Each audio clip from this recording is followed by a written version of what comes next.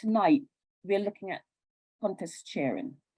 Contest season, one of the most exciting times in the district, and a lot of clubs are having their sessions. So I'm hoping you'll come along, learn from tonight, and go back and help to make your sessions hugely successful. I want to just remind everyone of the following facts. In District 71, we have 4 contests during the program year. We have 2 contests in the autumn, the humorous speech and the table topics, which is what we're all doing at the moment. And then in the spring, we have 2 contests, the international speech and the evaluation contest.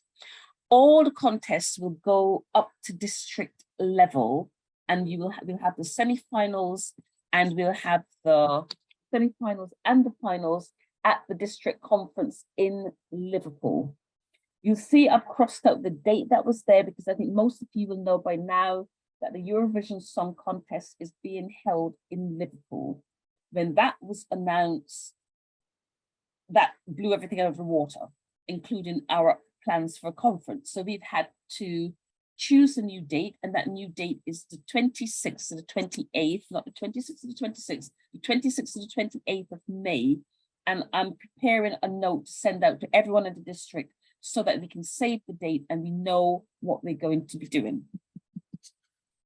The contest format, we all know at club you can have any format, face-to-face, online or hybrid. In September, the DEC voted to have area and division contests online. So everyone will now have to have area and division contests online, and the district contests will be hybrid. As I said, at the conference, which is going to be in Liverpool, face-to-face, and we'll also have an online component. Just want to share 2 very quick things with you. This year, there's a change in the contest rulebook, and it's really important. I've written to everyone who is affected by this. I hope they know. The eligibility, one of the eligibility criteria has changed. Contestants for the International Speech Contest must have achieved pathways level 1 and 2, or have a DTM, either traditional or new. In the past, one was able to draw on the fact that you've done completed a CC, the 10 CC speeches, or you've done at least 6 of your CC speeches. From this year, that is no longer, you're not eligible to use that. You must do pathways or the DTM.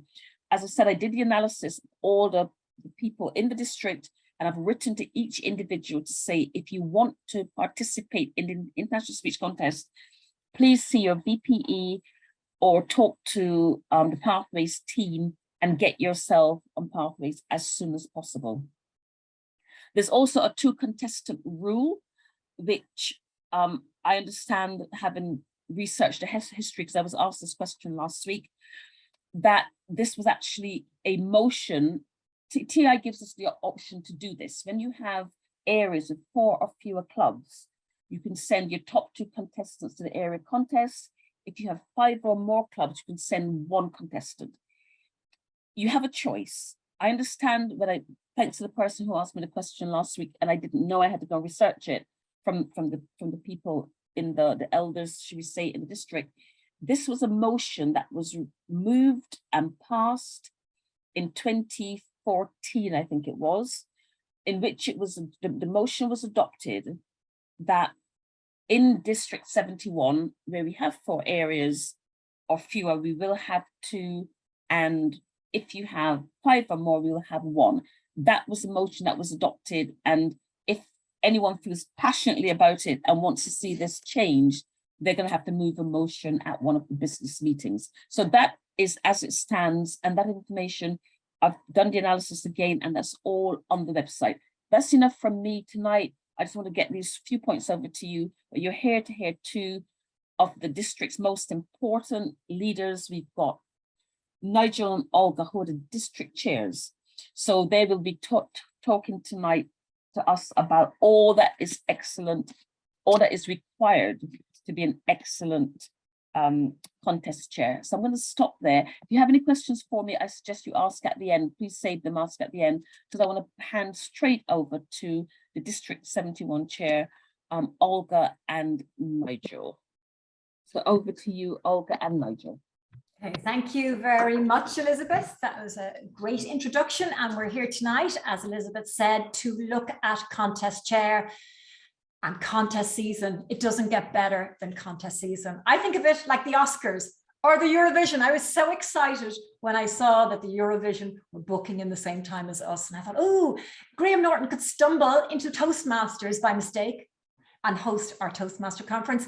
And myself and Nigel, as district contest chairs, or any of you who sign up, will be hosting the Eurovision. Doesn't get much better than that. So last week we had our chief judges, and they did a wonderful session on what it's like to be a chief judge. Very serious, very intense. Contest chairs, just a sort of a lighter role.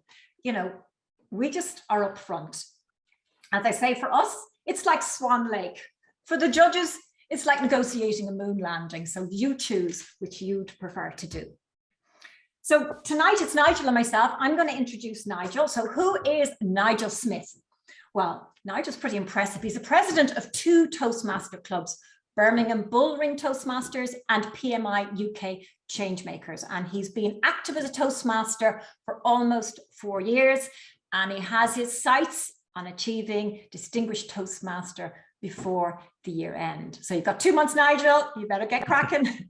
Now, by day, Nigel has a huge commute because he's based over in Silicon Valley, and he's a project manager working for a private tech firm called Site Tracker. And they specialize in telecoms, energy, renewables, and utilities. And by night, he enjoys anything that improves his personal well-being, such as being here at Toastmasters presenting about contest chair. So now I'm going to pass over to Nigel so he can introduce me.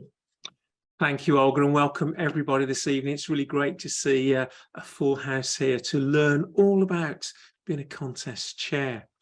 And here's something you really should know about the lovely Olga. She's from Dublin.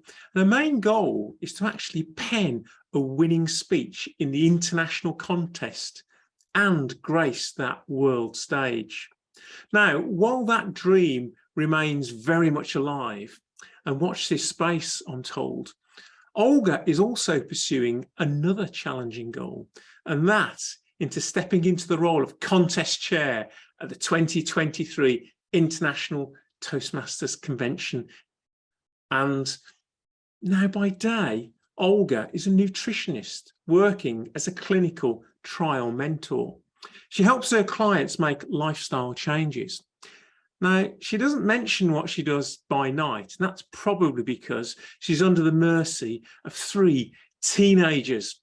So with that in mind, what I would like to signpost people to now, to get us out to have a bit of fun over formality this evening, I've put into chat the fact that we're going to be using Mentimeter this evening. So if you've got your mobile phone, please unlock it now. I'll just put the details back into chat for you. I'm just going to share my screen as well. There is a QR code on there. If you could take a look to that. We're going to be having a bit of fun, answering a few questions, doing a few polls, make it a little bit interactive as we go through.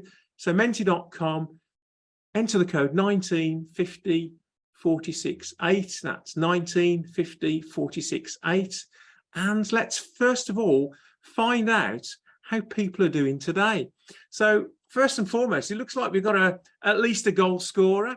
We've got someone that's not really interested in football, just sitting down and sort of taking the time there. I think there are a couple of people who are a little bit disgruntled, probably VAR's gone the wrong way, bad decisions maybe. Got someone sitting there in the crowd just watching the game go by. Got anybody else that's going to take part in Mentor? We've only got 6, we've got at least 20 odd on the call tonight. There's no one left in the dressing room. There's no one worried about saving a penalty or anything like that. Okay, we've got someone on the bench, maybe going to come on for the second half. A few more people just pontificating on the pitch, probably looking at the quality of the grass there. Well, let's leave it at that point and let's just move further forward. A few more spectators in the crowd there. And I think, Olga, this is over to you now. I think Elizabeth touched on it already, but actually, who can actually enter a contest and what is the criteria? So Yes, again, Nigel has developed this beautiful slide. So you guys, by using the Mentimeter, can answer these questions. And I see it's coming in. Any Toastmaster in good standing? Pathways level 1 and 2, leading there. Distinguished Toastmaster hanging in there, 29%. What about guests? Oh, the old system, competent communicators got 1.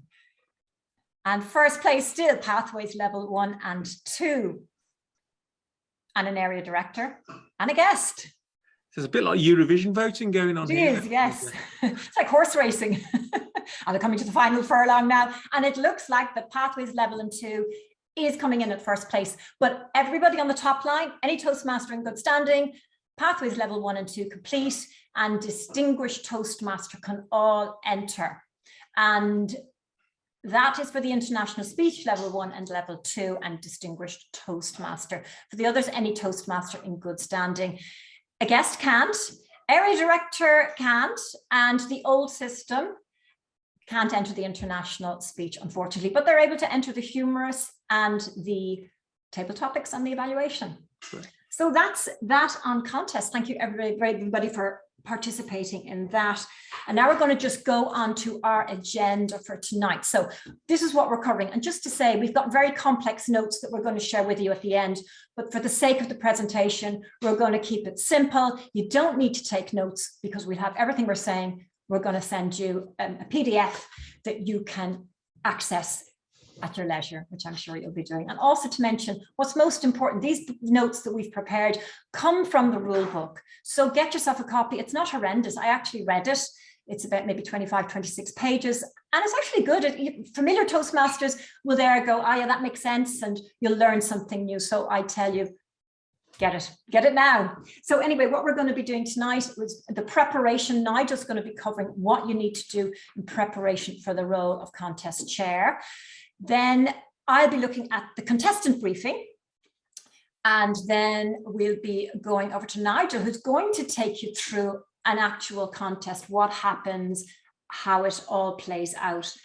And then we will be looking at after the contest, and that's me, and I get the simple bit. It's quite straightforward.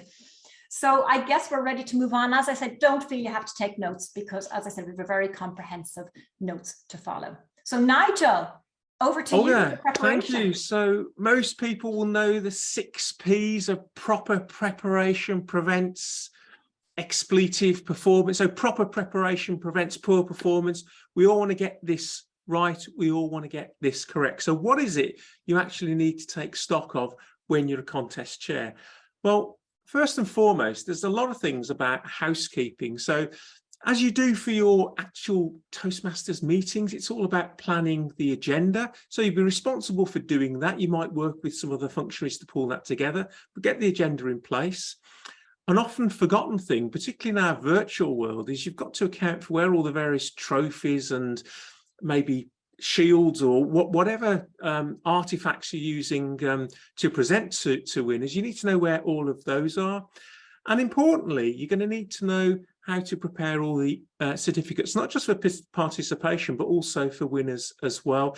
Now, Olga's mentioned already, we're going to give you some information after this session, and listed in there will be a list of links to TMI with regard to where you can find all this information. There's actually a speech toolkit for each contest, which has got all the resources that you need. So housekeeping is important. And then there's the information pack. Now, to most people that have been in contests, either as a contest chair or as a contestant, these are the form of the eligibility forms for the speakers.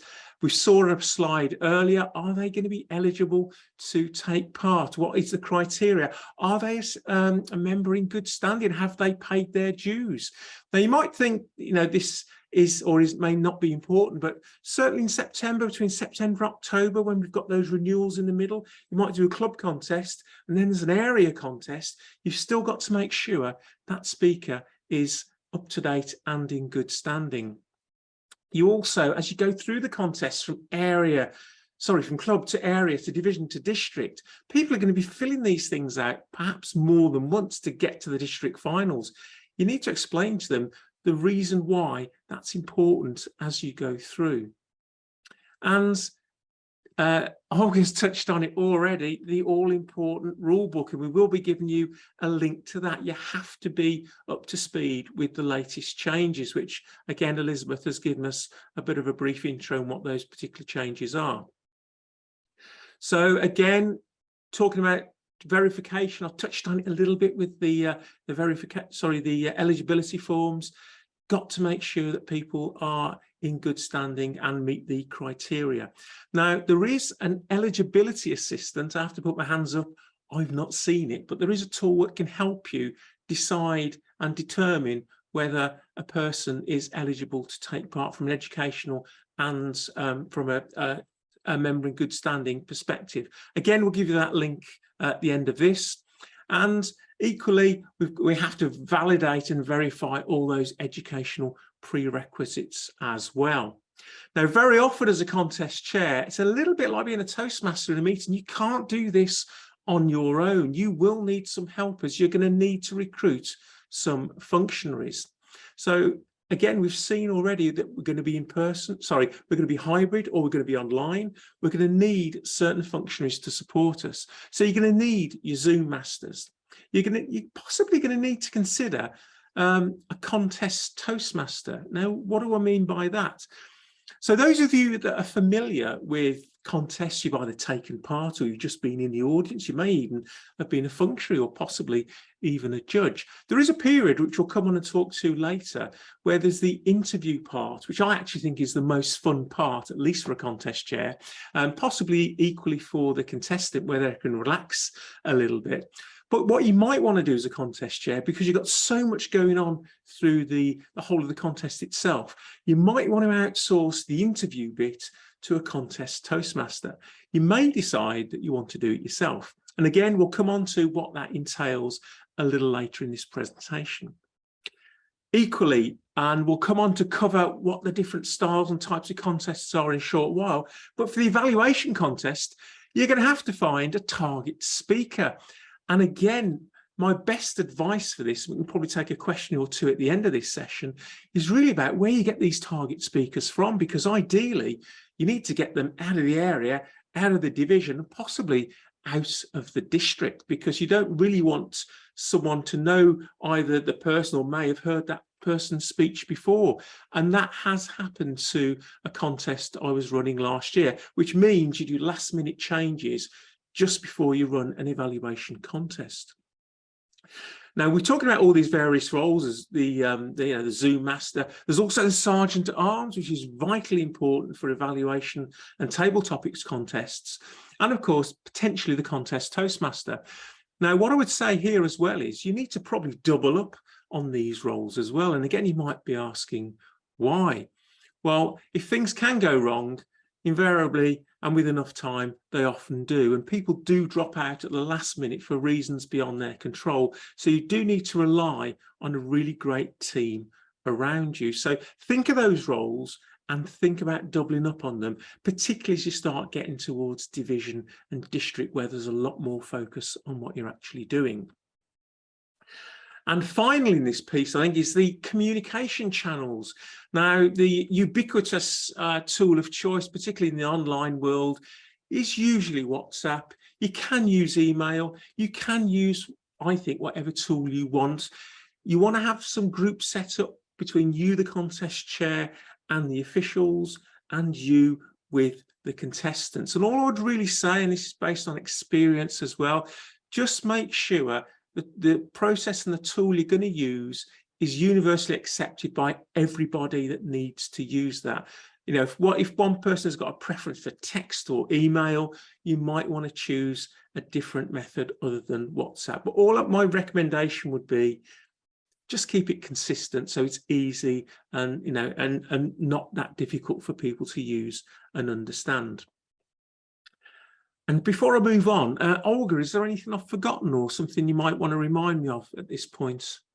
No, Nigel, I think that was pretty thorough. That's really good because I was busy looking up all the notes. Nigel Okay, all right. interpreted them fantastically. So yes, we're ready to go on to the next piece. So we're now doing a Menti question again. So we're going to ask, when is the best time to do a contestant briefing? So I'll just remind you of that code from Mentimeter in case you've just gone out of it. It's 1950468.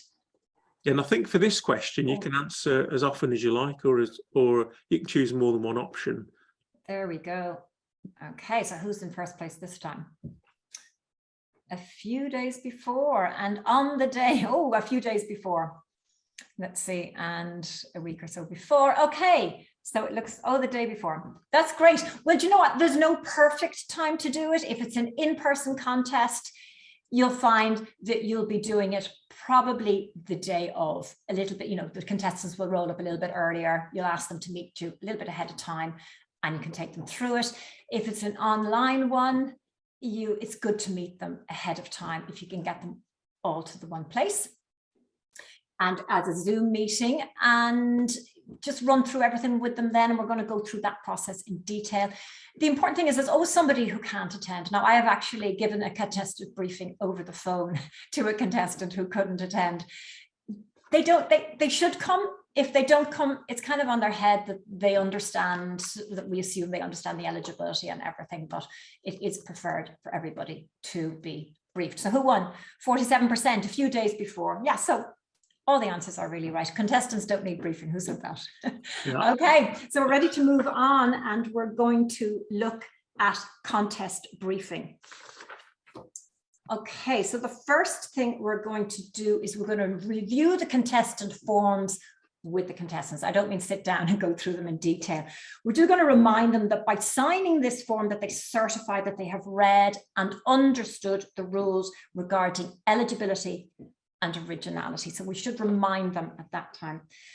Always just push the contestant bio form. They need to send this back. It helps the contest chair ourselves get some really good questions together. So, it's important to fill that out. And, you can tell them if they're at area and they've already completed it for club, they can put something different, especially as they get to district. They don't want to be saying the same thing every interview. So they might like to change what they're putting on those bio forms as they head up the lines towards the division contest. And you can move on there, Nigel. This is the draw for speaker positions. If you're doing a Zoom call for the briefing, you can use a Google randomizer, which is very simple and looks really impressive. When I used it in an area contest, they're all going, oh my God, this is amazing. And if you're in person, you can draw straws where you'll have numbers on a whole load of numbers in one position and the names in another, and they pick a number and a name, and that will determine their position. But there is different ways of doing it. That's an important thing. Once you've got that contest, the draw for speaker positions, let the chief judge know after the briefing. I don't have to have him there, but that's important so he knows and he can pass that information on to everybody, all the other officials. So that's that. Then the timing and defining the speaking area. The timing is important. I know most Toastmasters will know it, but I think a demonstration of the lights. I was at a contest where somebody couldn't do the Zoom background, so they were going to be showing cards. So it was good the contestants got to see that, because a lot of them were expecting, nice professional looking Zoom backgrounds. So they get a demonstration, have a timer sitting on the meeting if possible, because they can do a demonstration of it. And one thing that's always overlooked, I have been at 2 contests where there were sight impaired contestants. So pinning the timer wasn't going to work for them. So they requested an audio signal. So just, the important thing is to be inclusive and ask, if anybody would prefer that. And it's something like the timer will announce green, green, orange, orange. They'll reach that decision with the contestant in that briefing session. And then defining the speaking area. Again, if it's on Zoom, it's the area you see. If it's in person, that's where, they get to look at where the microphone is, where the lectern is, get an idea of the lighting. Is it going to be mic'd? Is it not? Just to get all those questions out of the way before contest day.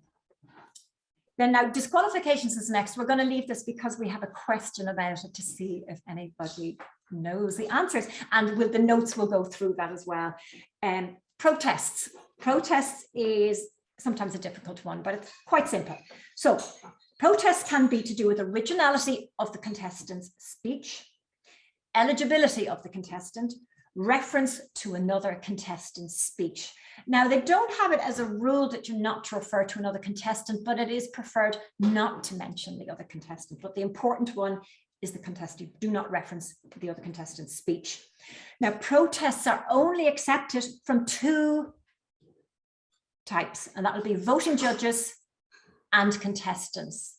And the chief judge can't do it, contest chair can't protest, only the voting judges and contestants. And these protests must be lodged with either the chief judge or ourselves as the contest chair. And the wording is prior to the adjournment of the contest, and that is before the results are announced. Now, tech issues and loss of connection. We have a more detailed on the information we're providing for you. There's a very detailed on all these different tech issues and loss of connection. So I'm going to go through those just briefly. So just the chief judge, we get off easy. The chief judge presides over most of these. The length of the contest pause, if there was a tech issue, again, the chief judge decides that, and he decides that ahead of the contest, and he lets everybody know. So you just make sure that you know that's happening, and how everything will be communicated is also decided up front with the contest officials and yourself.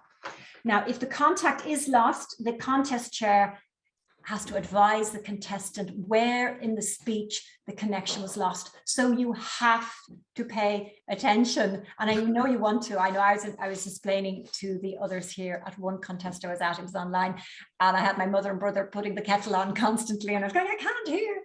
So just make sure that you're paying attention to that. And then finally, the day of the contest, you want to walk them through or tell them exactly what's going to happen that day. So you're going to confirm the method of introduction. We all know it's like name, speech title, name, or depending on the contest.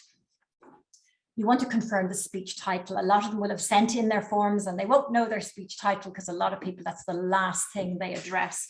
So just confirm that. Even if you have it, confirm they haven't changed it.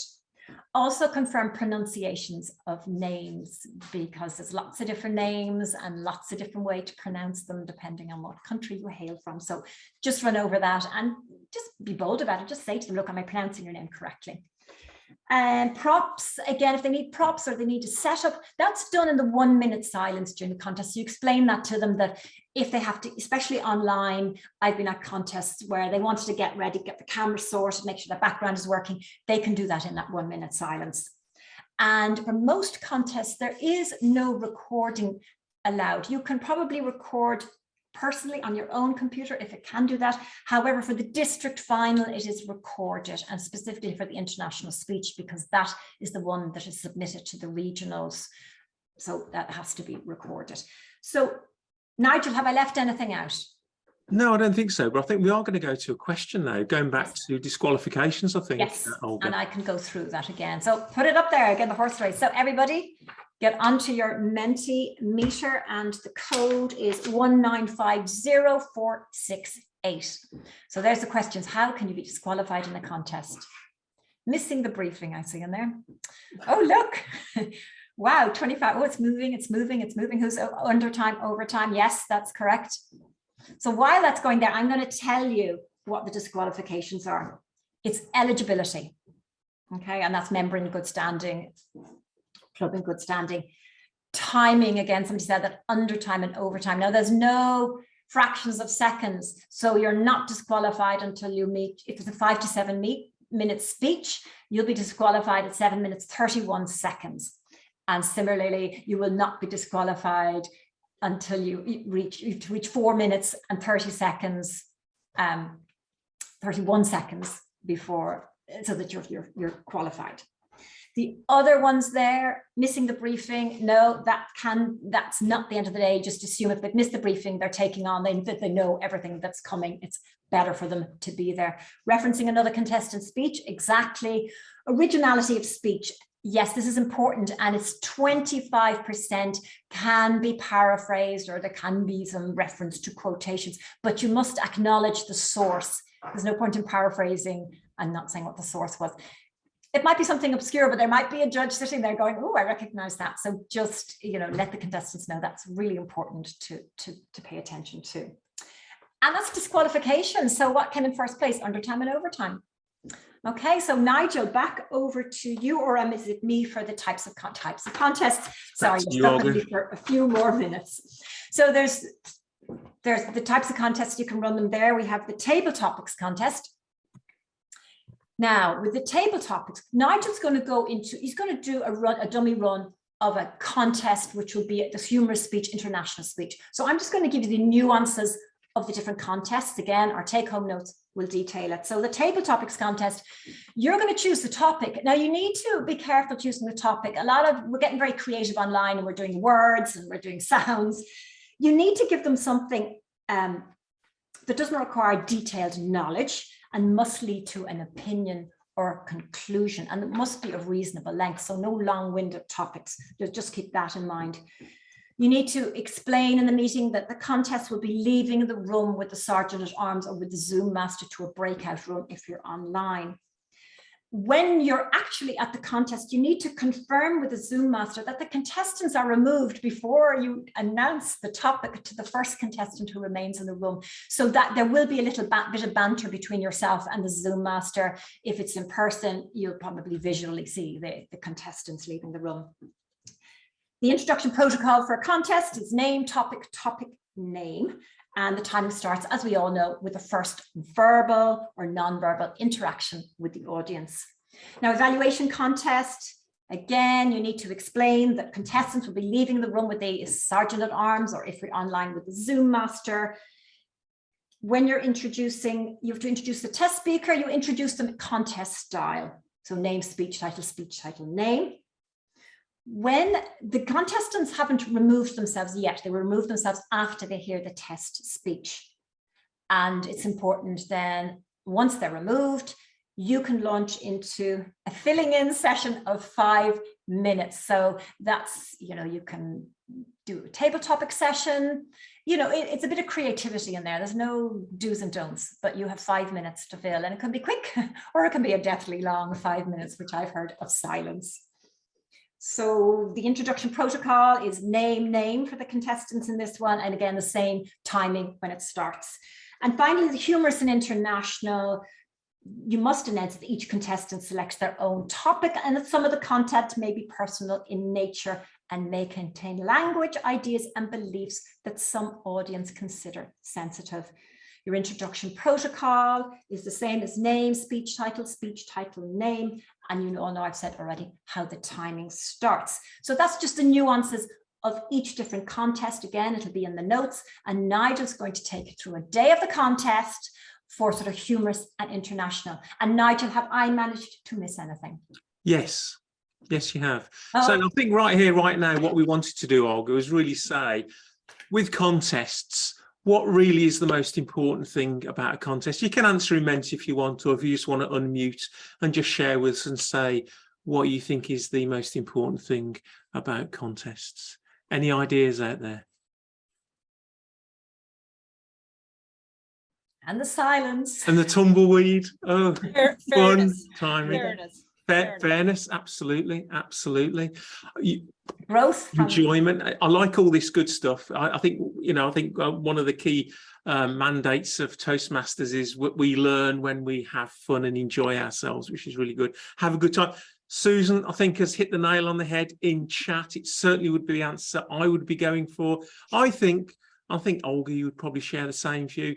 The most important thing, I think, is the contestants themselves. Yes. It's all about them, and that really does lead into the day of the contest itself. So thank you, everyone, for sharing that. I'm now going to move on to the contest day itself, and really about opening the contest and contest opening formalities, rather.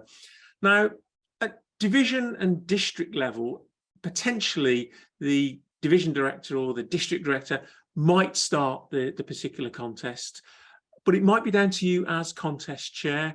So the first thing you really want to do, because you want to get that energy into the room, you want to make people feel comfortable, relaxed. It's a celebration of our contestants, the people that have put the time and effort to progress all the way through to whatever particular level it is.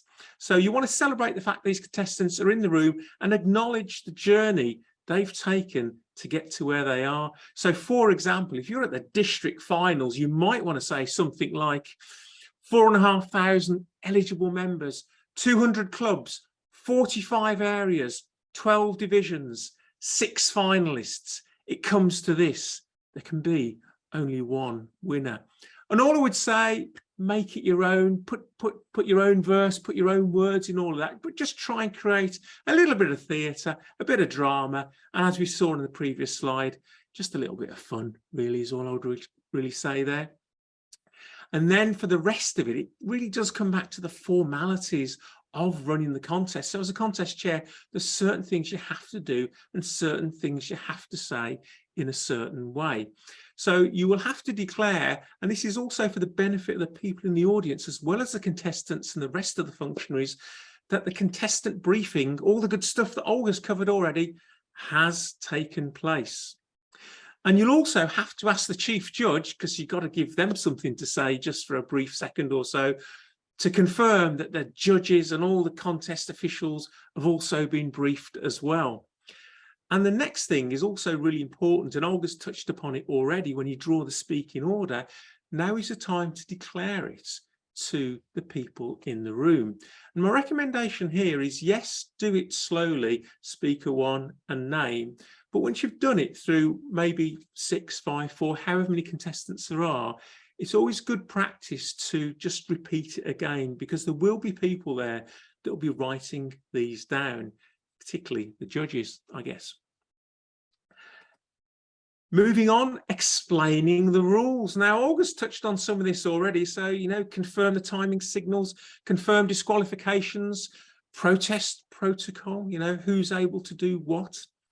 And again, something also touched on by Olga, really confirm how the silences will work. Now, in the example of international speech and humorous speech, after each speaker, there will be a minute's silence for the judges to put their ballots together. And then after the final speaker, that silence can last as long as it takes for the chief judge to have received all the ballots and exited the room. So in some contests, you might find there's a bit of an uneasy pause and silence going on while all this is going on in the background. But we have to respect that for the fact that judges are doing a really important job. They need to get their details together, and the chief judge needs to receive all those ballots. Now, as touched on earlier this evening, when we actually started this meeting, it's also vitally important to talk about, particularly when online and hybrid, of course, you know, the Zoom etiquette, you know, about videos and microphones being off. Typically in contest scenario, it will be just the speaker and the timer screen which will be visible. And there's also something to say about, for the other people in the room, yes, to keep their cameras off and on mute, but also, you know, not to jump in and out of the session.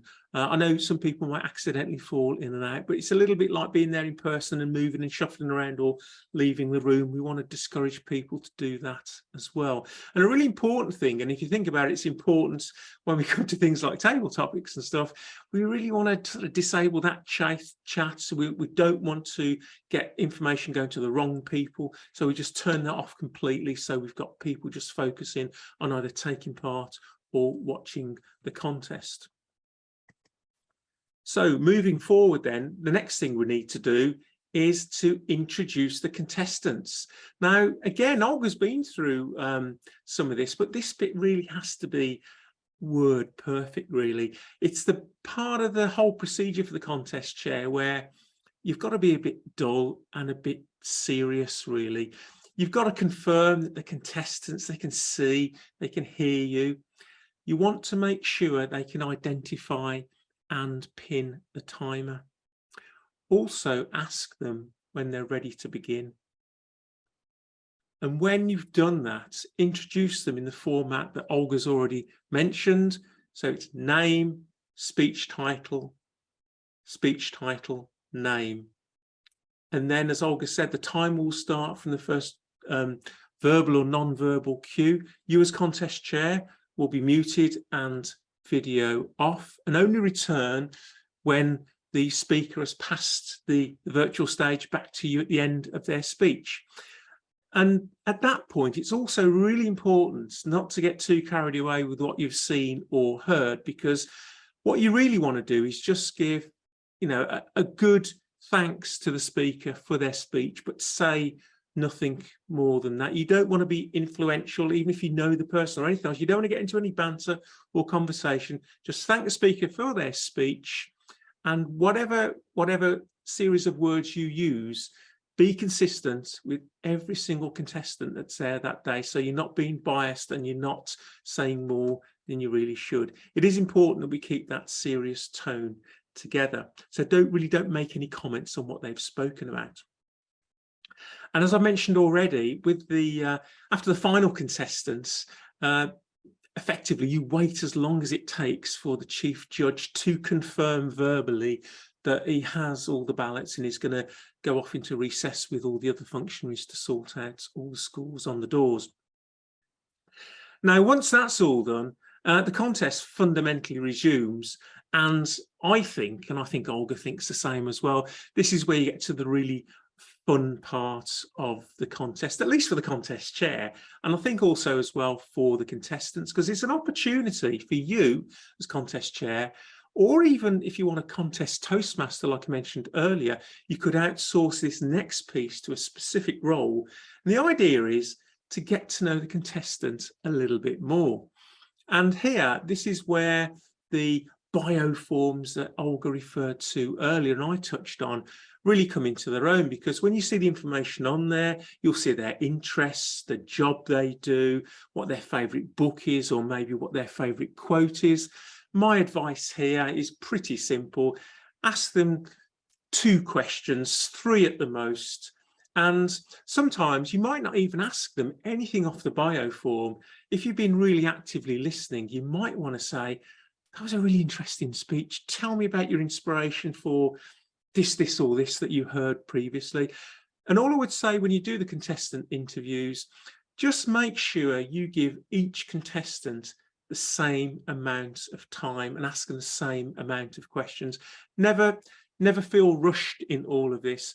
Even if, for example, you know, you've got something coming through in your WhatsApp channel to say that, you know, everything's back and we can carry on with the contest. If you're still talking to contestant 5 and you've got contestant 6 to go, still use that time. And again, a great tip is when you're planning the agenda, something I mentioned earlier on in this presentation, put enough time in there so that you can actually use that to interview the contestants. It's a real great stress relief. I can talk to it because I've been on both sides of the fence. It's really nice to share something when people are asking you things about you and what you're interested in. And it's really great as a contest chair because you're sort of unpicking and unpacking bits and pieces about the contestants that other people may not know. So it's a really interesting thing to do. What else can I say? Yes, at this stage, because you've got your speech toolkit for the contest, you're going to give each of the contestants their certificate of participation. So that's also a great takeaway for that particular person. Now, if, for example, you've exhausted all of your interviews and the judges still haven't come back, what do you do now? How do you, creatively fill that time that is still left? Well, I've seen various things happen at this point in time, and sometimes it's just a simple case of table topics, or maybe throw a Menti question in there, just get a bit of fun and interactivity with other people in the room as well. Generally speaking, if you've got the 6 contestants or so, that question time, usually the judges are back unless there's some other form of deliberation. But use your ingenuity. We're all Toastmasters. We all can think on our feet. We can fill that time appropriately. And the next bit is really around declaring the results. Now, this again, I think Elizabeth said at the start of the session, I think when we were doing the small talk just before this all started, being the chief judge and take that real responsibility about getting this whole thing right is a real weight on the shoulders. And actually just saying the results in the right order is imperative, and you've got to get it right. And the way in which we do this, first and foremost, what we will do is we will formally ask the chief judge, because again, we've got to get him to say something, if only for a brief moment. Are there any timing disqualifications? If there are, we don't say who it relates to. If there aren't, we just carry on and talk about what the results are. Now, the results are always given in reverse order, third, second, and first. Even if there are only 3 contestants in your contest, you will still go 3, 2, 1. And then beyond all of that, clearly you'll make some comments to thank the contestants, because again, they are the most important part of the whole contest event itself. Maybe thank some of the functionaries and other people in the room, but I just want to hand over back to Olga at this point, just to cover off the key things you really need to focus on after the contest is finalised. Thank you, Olga. Nigel. Thank you. Yes, we have quite an easy job. It's not too pressurizing at this stage. We're going to pass the contact details for all the contestants to the chief judge so that he or she can complete what's called the notification of the contest winner form. And what happens to this form? The chief judge has to pass it on to the contest chair for the next level. And then the other one, which is something that I've always overlooked, but on the bio form, it asks the contestants specifically if they want to alert a news or media about their win. You are responsible for forwarding the news release. So I'm sure that you don't have to do the fly or anything, but you just have to make sure that gets done in compliant with the contestant wishes. So that pretty much wraps everything up as regards an overview of the contest chair role.